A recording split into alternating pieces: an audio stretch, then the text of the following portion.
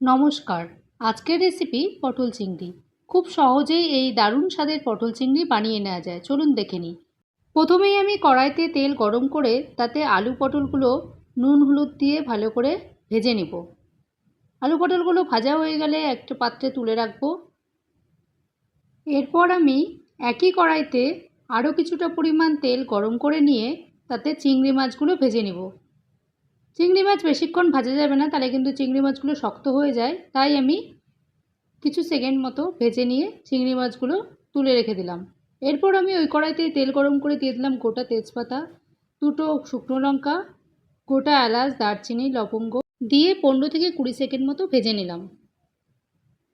এরপর আমি দিয়ে দিব একটা ছোট সাইজের পেঁয়াজ কুচি আর একটা টমেটো কুচি দিয়ে সামান্য একটু নুন দিয়ে ভালোভাবে ভেজে নেব।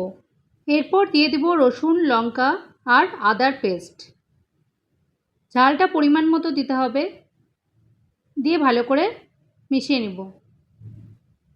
মশলাটা ভাজা হয়ে গেলে দিয়ে দিব 1 চামচ ধনে গুঁড়ো, 1 চামচ জিরে গুঁড়ো, হাফ চামচ হলুদ গুঁড়ো আর হাফ চামচ কাশ্মীরি লঙ্কার গুঁড়ো দিয়ে সামান্য একটু জল দিয়ে মশলাটা ভালোভাবে কষিয়ে নেব।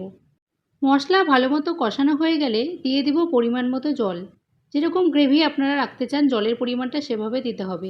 এরপর আমি এতে দিয়ে দিব ভেজে রাখা আলুগুলো যাতে ভালোভাবে সেদ্ধ হয়ে যায় সেজন্য লো আছে কিছুক্ষণ মতো রান্নাটা করে নিতে লাগবে। আলুটা সেদ্ধ হয়ে যাওয়ার পর দিয়ে দিব ভেজে রাখা পটল আর চিংড়ি মাছ। খুব সহজেই কিন্তু এই রেসিপিটি বানিয়ে নেওয়া যায় আর খেতেও হয় দুর্দান্ত।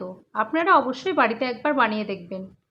পটল আলু ভালোভাবে সেদ্ধ হয়ে গেলে আমি দিয়ে দিব স্বাদ মতো নুন আর শেষে দিয়ে দিব 1 চামচ ঘি দিয়ে ভালোভাবে মিশিয়ে নেব। ব্যাস, তাহলেই কিন্তু রেডি হয়ে যাবে দুর্দান্ত স্বাদের পটল চিংড়ি। এরপর গ্যাসের ফ্লেম বন্ধ করে রান্নাটা 5 মিনিটের জন্য রেস্ট হতে দেব। তারপর গরম ভাতে এই পটল চিংড়ি সার্ভ করে নেব।